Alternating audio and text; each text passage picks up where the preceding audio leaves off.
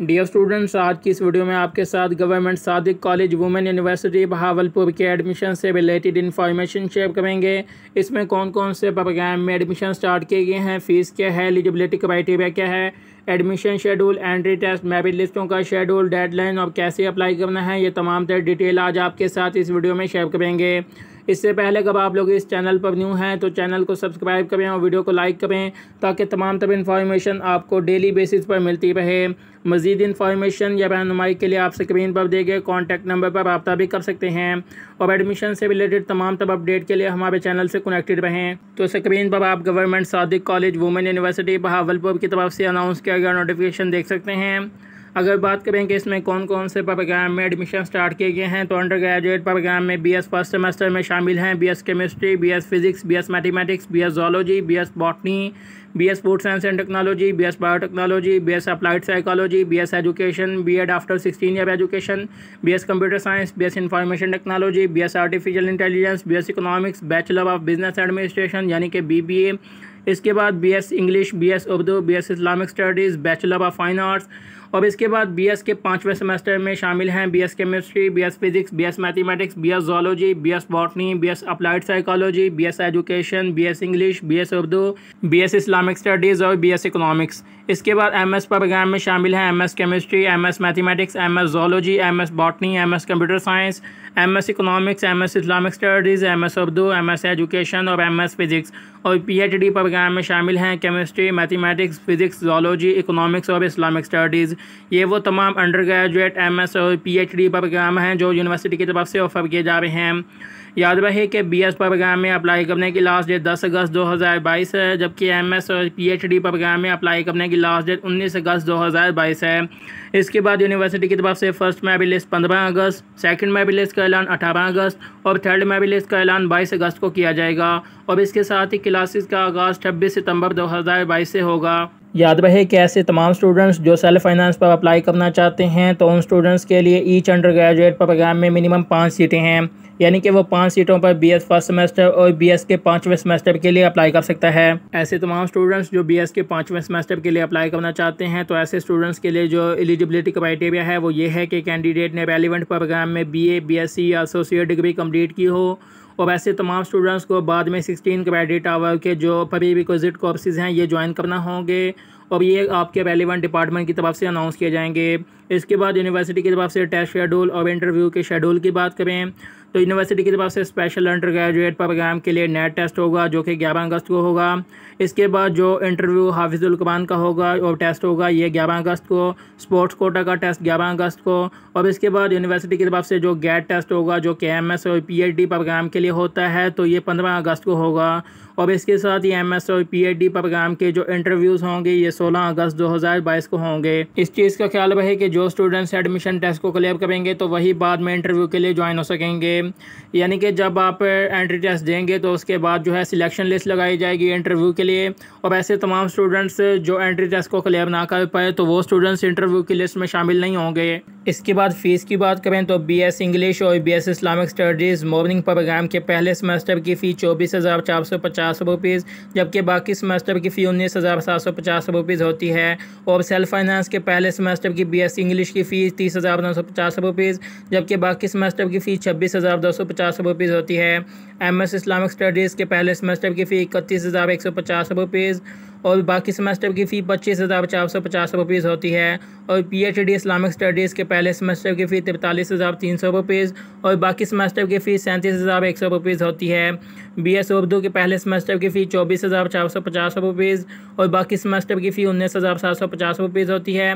MS Urdu के पहले semester की फ़ी 31,150 रुपीज़ और बाकी सेमेस्टर की फ़ी 25,450 रुपीज़ होती है। और पीएचडी उर्दू के पहले सेमेस्टर की फ़ी 43,300 रुपीज़ और बाकी सेमेस्टर की फ़ी 37,100 रुपीज़ होती है। और बैचलर ऑफ फाइन आर्ट्स के पहले सेमेस्टर की फ़ी 25,950 रुपीज़ और बाकी सेमेस्टर की फ़ी 21,250 रुपीज़ होती है। BS computer science, BS artificial intelligence और बीएस आईटी के पहले सेमेस्टर की फ़ी 27,950 रुपीज़ और बाकी सेमेस्टर की फ़ी 23,250 रुपीज़ होती है। इसी तरह बीएस कंप्यूटर साइंस और बीएस आईटी के सेल्फ फाइनेंस पर पहले सेमेस्टर की फ़ी 35,450 रुपीज़ होती है, जबकि बाकी सेमेस्टर की फ़ी 30,750 रुपीज़ होती है। आप यहाँ पर देख रहे होंगे कि काफ़ी ज़्यादा प्रोग्राम की आपको सेल्फ फाइनेंस की फ़ी नहीं नज़र आ रही होगी। तो इसका मतलब ये है कि ऐसे तमाम प्रोग्राम में सेल्फ फाइनेंस में एडमिशन ही नहीं किए गए। अगर आप एडमिशन नोटिस पे हैं तो यहाँ पर आप देख सकते हैं कि कौन से प्रोग्राम रेगुलर और सेल्फ फाइनेंस में ऑफर किए जा रहे हैं। तो जिन प्रोग्राम के आगे आप वैसेस लिखा हुआ है तो इट मीन्स कि वो प्रोग्राम रेगुलर और सेल्फ फाइनेंस दोनों में ऑफर किए जा रहे हैं।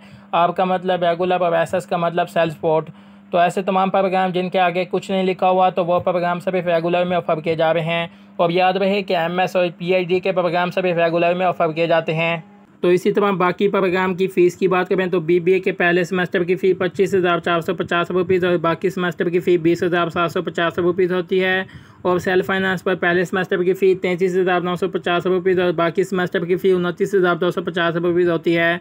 BS इकोनॉमिक्स के पहले सेमेस्टर की फ़ी 24,450 रुपीज़ और बाकी सेमेस्टर की फ़ी 19,750 रुपीज़ होती है। MS इकोनॉमिक्स के पहले सेमेस्टर की फ़ी 31,150 रुपीज़ और बाकी सेमेस्टर की फ़ी 25,450 रुपीज़ होती है। और PhD इकोनॉमिक्स के पहले सेमेस्टर की फ़ी 43,300 रुपीज़ और बाकी सेमेस्टर की फ़ी 37,100 रुपीज़ होती है। BS साइकोलॉजी के पहले सेमेस्टर की फ़ी 25,950 रुपीज़ और बाकी सेमेस्टर की फ़ी 21,250 रुपीज़ होती है। BS एजुकेशन के पहले सेमेस्टर की फ़ी 24,450 रुपीज़ और बाकी सेमेस्टर की फ़ी 19,750 रुपीज़ होती है। MS एजुकेशन के पहले सेमेस्टर की फ़ी 31,150 रुपीज़ और बाकी सेमेस्टर की फ़ी 25,450 रुपीज़ होती है। BS केमिस्ट्री के पहले सेमेस्टर की फ़ी 27,950 रुपीज़ और बाकी सेमेस्टर की फ़ी 23,250 रुपीज़ होती है। और इसी तरह BS केमिस्ट्री के सेल्फ फाइनेंस पर पहले सेमेस्टर की फ़ी 35,450 रुपीज़ और बाकी सेमेस्टर की फ़ी 30,750 रुपीज़ होती है। इसके बाद MS केमिस्ट्री के पहले सेमेस्टर की फ़ी 37,650 रुपीज़ और बाकी सेमेस्टर की फ़ी 31,950 रुपीज़ होती है। और PhD केमिस्ट्री के पहले सेमेस्टर की फ़ी 58,300 रुपीज़ और बाकी सेमेस्टर की फ़ी 52,100 रुपीज़ होती है। BS बॉटनी के पहले सेमेस्टर की फ़ी 27,950 रुपीज़ और बाकी सेमेस्टर की फ़ी 23,250 रुपीज़ होती है। और BS ज़ूलॉजी की भी फ़ीस इतना होती है। और सेल्फ फाइनेंस पर BS बॉटनी और ज़ूलॉजी की फ़ी 35,450 रुपीज़ और बाकी सेमेस्टर की फ़ी 30,750 रुपीज़ होती है।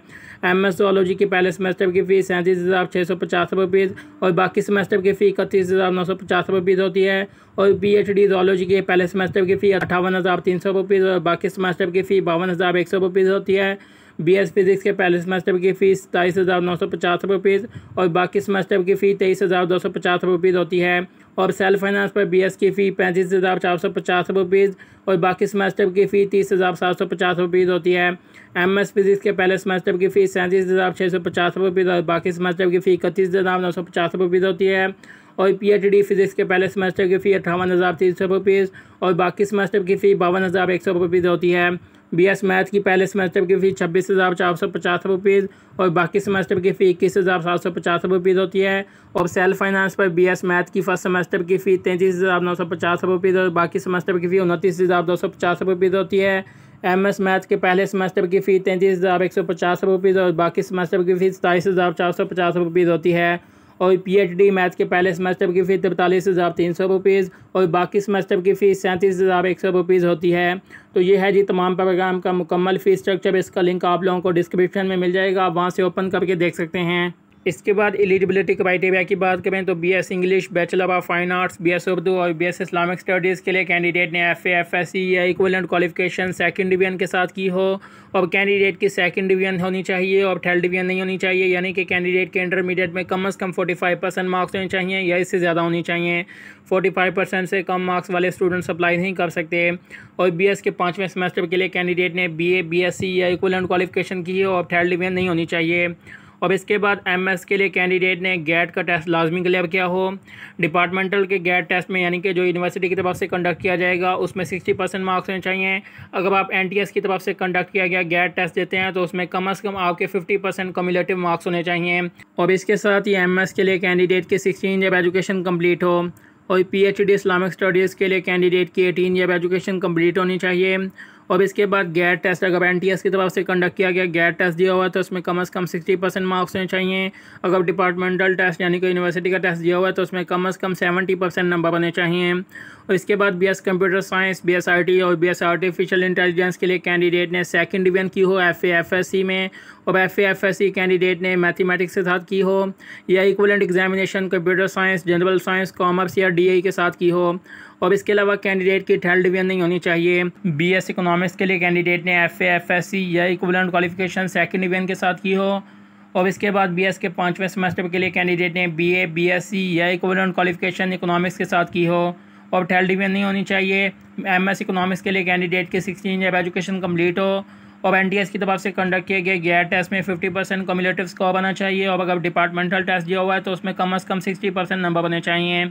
और PhD के लिए कैंडिडेट की 18 ईयर एजुकेशन कंप्लीट हो, डिपार्टमेंटल टेस्ट में 70% नंबर बने चाहिए। अगर NTS की तरफ से कंडक्ट किया गया गैर टेस्ट दिया हुआ है तो उसमें कम से कम 60% नंबर बने चाहिए। BBA के लिए कैंडिडेट ने FA FSC या इक्विवेलेंट क्वालिफिकेशन 2nd डिवीजन के साथ की हो और BS के 5वें सेमेस्टर के लिए कैंडिडेट ने BA BSc या ADP 2nd डिवीजन के साथ की हो। इसके बाद अप्लाइड साइकोलॉजी के लिए कैंडिडेट ने 2nd डिवीजन की हो, FA FSC या इक्विवेलेंट क्वालिफिकेशन और 12th डिवीजन नहीं होनी चाहिए। जबकि BS के 5वें सेमेस्टर के लिए कैंडिडेट ने BA BSc या इक्विवेलेंट क्वालिफिकेशन साइकोलॉजी के साथ की हो। BS एजुकेशन के लिए कैंडिडेट ने FA FSC या इक्विवेलेंट क्वालिफिकेशन में 2nd डिवीजन की हो और 12th डिवीजन नहीं होनी चाहिए। और BS के 5वें सेमेस्टर के लिए कैंडिडेट ने BA BSc या ADP में जो है 2nd डिवीजन की हो। और B.Ed के लिए कैंडिडेट ने 16 ईयर एजुकेशन MA MSc या BS के साथ कंप्लीट की हो और 2nd डिवीजन होनी चाहिए। MS के लिए कैंडिडेट की 16 ईयर एजुकेशन कंप्लीट हो और गैर टेस्ट में NTS की तरफ से कंडक्ट किए गए गैर टेस्ट में 50% कम्युलेटिव स्कोर, जबकि डिपार्टमेंटल टेस्ट में 60% नंबर बने चाहिए। इसके बाद BS केमिस्ट्री के लिए कैंडिडेट की FSC में 2nd डिवीजन होनी चाहिए। और BS के 5वें सेमेस्टर के लिए कैंडिडेट ने BSc या ADP केमिस्ट्री के साथ की हो और 12th डिवीजन नहीं होनी चाहिए। MS के लिए कैंडिडेट की 16 ईयर एजुकेशन कंप्लीट हो और मिनिमम 50% गैर टेस्ट में NTS की तरफ से कंडक्ट किए गए गैर टेस्ट में होने चाहिए और अगर डिपार्टमेंटल टेस्ट दिया हुआ है तो उसमें 60% नंबर बने चाहिए। और PhD केमिस्ट्री के लिए कैंडिडेट की 18 ईयर एजुकेशन कंप्लीट होनी चाहिए और NTS की तरफ से कंडक्ट किए गए गैर टेस्ट में 60% नंबर और अगर डिपार्टमेंटल टेस्ट दिया हुआ है तो उसमें कम से कम 70% नंबर बने चाहिए। BS बॉटनी के लिए कैंडिडेट ने FSc या इक्विवेलेंट क्वालिफिकेशन 2nd डिवीजन के साथ की हो और 12th डिवीजन होनी चाहिए।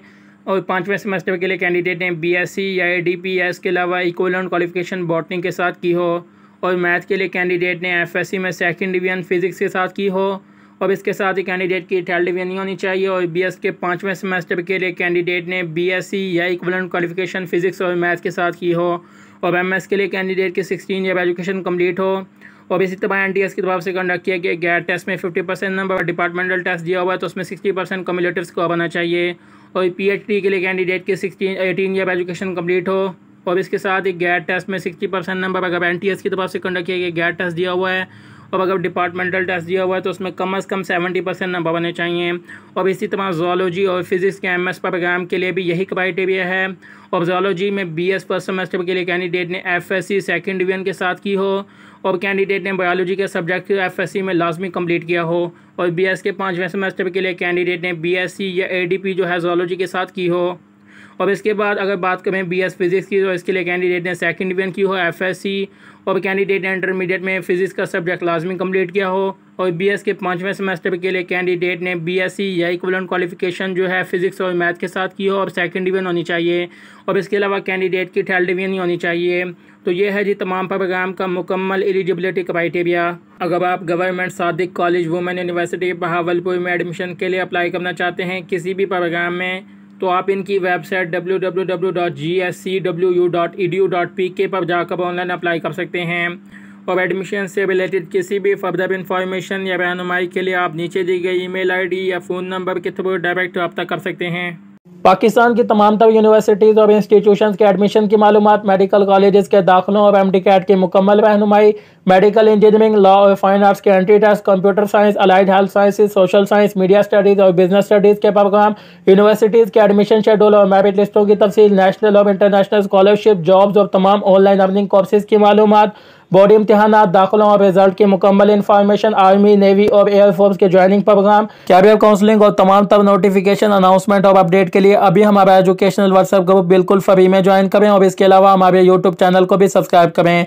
ग्रुप ज्वाइन करने के लिए स्क्रीन पर या वीडियो के डिस्क्रिप्शन में दिए गए व्हाट्सएप नंबर पर अपना नेम और अपनी क्वालिफिकेशन बताएं और एजुकेशन से रिलेटेड तमाम तर अपडेट डेली बेसिस पर हासिल करें।